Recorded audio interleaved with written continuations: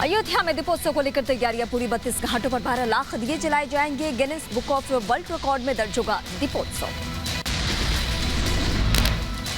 9 लाख दीपक अयोध्या में दीपोत्सव के दौरान जगमगाएंगे। आयोजन में सीएम योगी आदित्यनाथ भी पहुंचेंगे। दीपोत्सव में 500 ड्रोन से दिखाई जाएगी Ramayana. 3D holographic show, 3D projection, mapping और लेजर शो राम की पैड़ी पर सरयू नदी के किनारे होगा। दीपोत्सव के दौरान राम की पैड़ी पर 9 लाख दीपों को जलाया जाएगा। इसके अलावा अयोध्या नगरी में 3 लाख दीपों को प्रज्वलित किया जाएगा।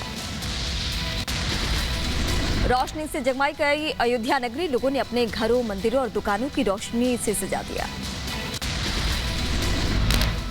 दीपोत्सव के दौरान घाटों के किनारे लगभग 40 बोट गश्त करेगी। 17 गेट बनाए गए हैं। अयोध्या की LIU इंटेलिजेंस की सारी टीम मौजूद रहेगी। अयोध्या डीएम ने दीपोत्सव की सुरक्षा का जायजा लिया। घाटों का निरीक्षण किया। चप्पे चप्पे पर तैनात है सुरक्षा कर्मी। अयोध्या में सुरक्षा को लेकर बेहद कड़े इंतजाम। कोविड प्रोटोकॉल के चलते ज्यादा भीड़ न हो, इसके लिए बाहरी लोगों को प्रवेश पर पाबंदी लगा दी गई है। CCTV कैमरे से की जा रही है निगरानी। जम्मू कश्मीर सीमा पर तैनात BSF के जवान दिए और मोमबत्तियों से सीमा पर रोशनी कर रहे हैं। पेट्रोलिंग के दौरान भी जवान बॉर्डर पर रोशनी कर रहे हैं। अंतर्राष्ट्रीय सीमा पर ड्यूटी करने के बाद BSF जवान अपने साथी जवानों के साथ दिवाली मना रहे हैं। BSF जवान पटाखे जला रहे हैं और हिंदी पंजाबी गानों पर डांस कर रहे हैं। इटली और UK दौरे के बाद भारत के लिए रवाना हुए PM मोदी थोड़ी देर में दिल्ली पहुंचेंगे। PM मोदी ने ग्लासगो से भारत लौटने से पहले भारतीय समुदाय के लोगों से मुलाकात की। मुलाकात के दौरान मोदी ने छोटे बच्चों से भी बात की। ग्लासगो में भारतीयों के बीच जाकर PM मोदी ने बजाया ड्रम। वहां मौजूद लोग खुशी से झूम उठे। ग्लासगो से जलवायु परिवर्तन सम्मेलन से PM ने दुनिया को संदेश दिया। PM ने दुनिया को बचाने के लिए दिया one sun one world one grid का मंत्र। PM मोदी ने सम्मेलन में कहा कि हमें प्रकृति से तालमेल बिठाकर चलना होगा। प्राकृतिक संतुलन को नुकसान पहुंचाया गया है। मानवता को बचाने के लिए हमें सूर्य के साथ चलना होगा। PM नरेंद्र मोदी ने इजराइल के PM नफ्ताली बेनेट के साथ द्विपक्षीय बैठक की। ग्लासगो में हुई दोनों प्रधानमंत्रियों के बीच बातचीत। यूरोप दौरे के आखिरी दिन PM मोदी ने की माइक्रोसॉफ्ट के सह संस्थापक बिल गेट्स से मुलाकात। भारत में निवेश के साथ कई मुद्दों पर चर्चा। विदेश से लौटते ही कोरोना पर एक्शन में मोदी। आज कम टीकाकरण वाले राज्यों के जिलाधिकारियों के साथ बैठक करेंगे। राज्यों के मुख्यमंत्री भी रहेंगे मौजूद। वीडियो कॉन्फ्रेंसिंग से होगी समीक्षा बैठक। महाराष्ट्र के पूर्व गृह मंत्री अनिल देशमुख को मिली 4 दिन की ED custody. Mumbai session court ने देशमुख को 6 नवंबर तक कस्टडी में भेजा। वसूली केस में देशमुख की हुई थी गिरफ्तार। अनिल देशमुख के वकील ने ईडी कस्टडी का विरोध किया। कहा देशमुख की याचिका सुप्रीम कोर्ट में लंबित कस्टडी की मांग खारिज की। वसूली केस में देशमुख की गिरफ्तारी पर महाराष्ट्र के मंत्री नवाब मलिक ने उठाए सवाल। बोले देशमुख को फंसाया गया है। क्या परमवीर सिंह को जानबूझकर भगाया गया? एक बार फिर दामाद के बचाव में उतरे नवाब मलिक। कहा घर से नहीं बरामद हुई ड्रग्स, मेरे दामाद को फंसाया गया। महंगे शौक पर वानखेड़े ने नवाब को दिया जवाब। कहा यह सिर्फ एक अफवाह, मेरे बारे में नहीं जानते नवाब मलिक। पहले पूरी जानकारी जुटाए नवाब मलिक। मलिक के आरोपों पर वानखेड़े का जवाब। कहा मेरे परिवार को फंसाने की साजिश है ये। पैडलर सलमान ने मेरी बहन से संपर्क किया था। वो NDPS केस नहीं लेती है, इसलिए वापस भेजा। समीर वानखेड़े की पत्नी क्रांति उरेडकर का नवाब मलिक को करारा जवाब। कहा समीर के पास जो संपत्ति है वो मां से मिली है, बेनामी नहीं है। सारे दस्तावेज सरकारी कार्यालय में जमा है। नवाब मलिक के समीर वानखेड़े पर लगाए आरोपों का जवाब देने के लिए बहन यास्मीन वानखेड़े आई सामने। यास्मीन ने कहा हमने नवाब के हर आरोपों का सबूतों के साथ जवाब दिया, फिर भी आए दिन मलिक का स्तर गिरता जा रहा है।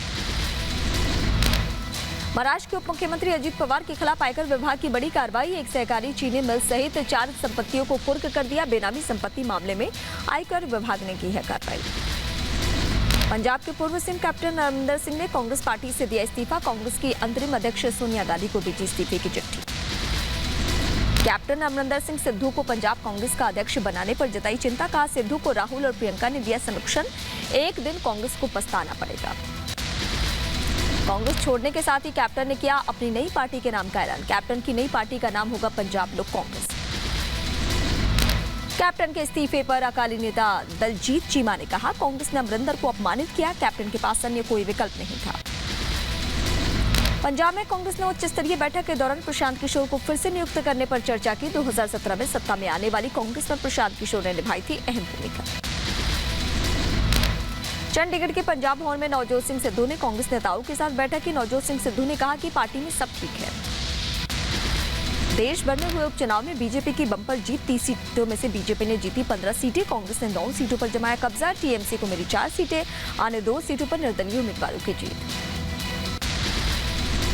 मध्य प्रदेश उपचुनाव में बीजेपी के बल्ले बल्ले। खंडवा लोकसभा सीट पर बीजेपी ने जीत हासिल की है। पृथ्वीपुर जोबट विधानसभा सीट पर बीजेपी उम्मीदवार ने जीत हासिल की है। मध्य प्रदेश में हुए उपचुनाव को लेकर कांग्रेस की हार के बाद कमलनाथ के नेतृत्व पर सवाल उठ गए हैं। उपचुनाव में हार की रिपोर्ट दिल्ली जाएगी, जहां हार के कारणों की समीक्षा होनी है। विधानसभा उपचुनाव के 5 सीटों पर बीजेपी ने किया कांग्रेस का सुपड़ा साफ। चुनाव में मिली बीजेपी और यूपीपीएल का रिकॉर्ड जीत। आसाम उपचुनाव में 5 सीटों पर बीजेपी और यूपीपीएल की जीत पर सीएम हेमंत बिस्वा शर्मा ने जताई खुशी। कहा, हमने रच दिया इतिहास, असम की जनता ने जताया आभार। बिहार में सीएम नीतीश कुमार का जादू चला। दोनों विधानसभा सीट कुशेश्वर स्थान और तारापुर सीट पर जेडीयू प्रत्याशी की जीत। कुशेश्वर स्थान में जेडीयू प्रत्याशी अमन भूषण हजारी 12,698 मतों से जीते। बिहार में हुए उपचुनाव में आरजेडी के हार के बाद तेज प्रताप हुए नाराज। अपनी ही पार्टी के नेताओं पर फोड़ा हार का ठीकरा। राजस्थान के उपचुनाव में कांग्रेस की बड़ी जीत मिली है। 2 सीटों पर हुए उपचुनाव में कांग्रेस ने दोनों सीटों पर कब्जा किया। कार्यकर्ताओं ने जमकर मनाया जश्न। जम्मू कश्मीर के कुपवाड़ा में सुरक्षा बलों ने आतंकियों के मददगारों को किया गिरफ्तार। आरोपी के पास से हथियारों का जखीरा बरामद। सीमा पार से हथियारों और नशीले पदार्थों का कारोबार हो रहा था। राजस्थान के श्रीगंगानगर में पकड़ा गया पाकिस्तानी घुसपैठिया। बीएसएफ ने घुसपैठियों से पूछताछ की और उसके बाद उसे रवाला पुलिस थाने में सुपुर्द कर दिया गया। पुलिस ने घुसपैठियों के खिलाफ मामला दर्ज कर जांच में जुटी हुई है। युद्ध के हालात में दुश्मन देश को भारतीय सेना से मिला कड़ा जवाब। लद्दाख में आर्मी की शत्रु जीत ब्रिगेड का 14,000 फीट की ऊंचाई पर हाई इंटेंसिटी का अभ्यास। एलएसी पर चीन को कराया भारतीय ताकत का एहसास। अखिलेश यादव के गढ़ में आजमगढ़ में गरजेंगे गृह मंत्री अमित शाह। 13 नवंबर को कई योजनाओं का लोकार्पण और शिलान्यास करेंगे। यूपी के कानपुर में हुई व्यापारी मनीष गुप्ता की हत्या में सीबीआई ने रिपोर्ट दर्ज की है। इंस्पेक्टर समेत 6 पुलिसकर्मियों पर है हत्या का आरोप। मुंबई ईडी ऑफिस में एनसीपी नेता एकनाथ खड़से की पत्नी मंदाकिनी खड़से से पूछताछ। पुणे जमीन घोटाले मामले में हो रही है जांच। मनी लॉन्ड्रिंग केस में आरोपी सुकेश चंद्रशेखर के खिलाफ चार्जशीट दाखिल। सुकेश चंद्रशेखर, लीना मारिया पॉल और अन्य 5 के खिलाफ चार्जशीट आर्थिक अपराध शाखा की टीम ने दायर की है। यूपी के औरैया में बीजेवाईएम के अध्यक्ष ने विवादित बयान दिया। बीजेवाईएम अध्यक्ष ने कहा, 4 बीवियों और 40 बच्चों वाले आपका सब कुछ कब्जा करना चाहते हैं। मुंबई में पर्यटकों के लिए बेस्ट ने पर्यटन बस सेवा की शुरुआत कर दी है। बेस्ट ने 2 फ्री डेक बसें तैनात की है। पर्यटक इन बसों में सवारी कर सकते हैं। यूपी सरकार में राज्य मंत्री धर्मवीर प्रजापति ने गरीबों को मिठाई और दिए बांटे हैं, साथ में जलाए दिए। अमेरिका में रहने वाले भारतीय को मिल सकता है तोहफा। दिवाली पर घोषित हो सकता है सार्वजनिक अवकाश। जल्द पेश होगा विधेयक। चीन ने अपने नागरिकों को दैनिक इस्तेमाल की चीजों को स्टॉक करने के लिए कहा, जिसके बाद से चीन में दैनिक सामानों की कीमतों में आया उछाल। जिन्ना वाले बयान पर गोरखपुर से सांसद रवि किशन ने अखिलेश यादव से माफी की मांग की है। रवि किशन ने कहा कि जिन्ना की तारीफ करने वाले पर अखिलेश यादव को माफी मांगनी चाहिए। यूपी के रायबरेली में बीजेपी ने अखिलेश यादव का पुतला फूंका। जिन्ना से सरदार पटेल की तुलना से बीजेपी कार्यकर्ताओं ने जताया विरोध। यूपी के अलीगढ़ में बीजेपी कार्यकर्ताओं ने अखिलेश यादव का पुतला फूंका। बीजेपी कार्यकर्ता जिन्ना वाले बयान पर किया विरोध प्रदर्शन। अखिलेश यादव के जिन्ना वाले बयान पर यूपी के सीतापुर में अखिल भारतीय विद्यार्थी परिषद आक्रोशित कार्यकर्ताओं ने फूंका अखिलेश यादव का पुतला, जमकर की नारेबाजी। गाजीपुर के सैदपुर सीट से विधायक सुभाष पासी समाजवादी पार्टी से निकाले गए। पार्टी विरोधी गतिविधियों में लिप्त होने का आरोप लगा है। राहत की बात है, कोरोना के मामलों में लगातार आ रही है कमी। पिछले 24 घंटे में 10,423 नए मामले आए सामने। 443 मरीजों की मौत हो चुकी है। दिवाली पर पटाखे जलाने को लेकर जम्मू कश्मीर प्रशासन ने जारी किया आदेश। केवल ग्रीन पटाखों की बिक्री और इस्तेमाल की इजाजत। त्योहारों के दौरान रात 8 बजे से रात 10 बजे तक ही जला सकेंगे पटाखे। यूपी के हाथरस में सेंगर नदी के किनारे आरती महोत्सव का आयोजन हुआ। कार्यक्रम में डीएम और एसपी भी शामिल।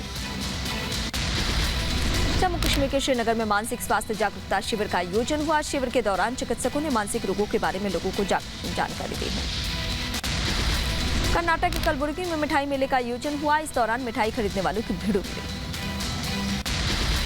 यूपी के गोरखपुर में त्योहारों की खरीदारी के दौरान सोशल डिस्टेंसिंग का जमकर धज्जियां उड़ाई गई। यहां खरीदारी के दौरान लोग बगैर मास्क के नजर आए। भारत ने 10 पाकिस्तानी मछुआरों को रिहा किया। सभी पाकिस्तानी मछुआरे अटारी वाघा बॉर्डर से पाकिस्तान रवाना हुए थे।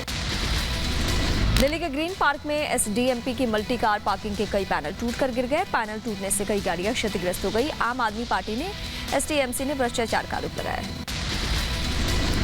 बिहार के गया की रहने वाली शबनम परवीन महिलाओं के लिए बनी प्रेरणा। डिजाइनर मोमबत्तियां बनाकर दे रही है महिलाओं को रोजगार।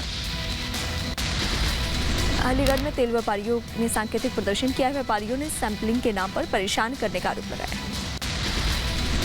पंजाब के बठिंडा में सरकारी कीमतों से ऊपर बिक रही है कपास की फसल। किसानों में कपास की फसल की डिमांड बढ़ी। केंद्रीय मंत्री राजीव चंद्रशेखर ने भारत के इलेक्ट्रॉनिक पर विजन दस्तावेज किया जारी। कहा भारत के पास इलेक्ट्रॉनिक्स में $300 अरब तक बढ़ने का सुनहरा मौका।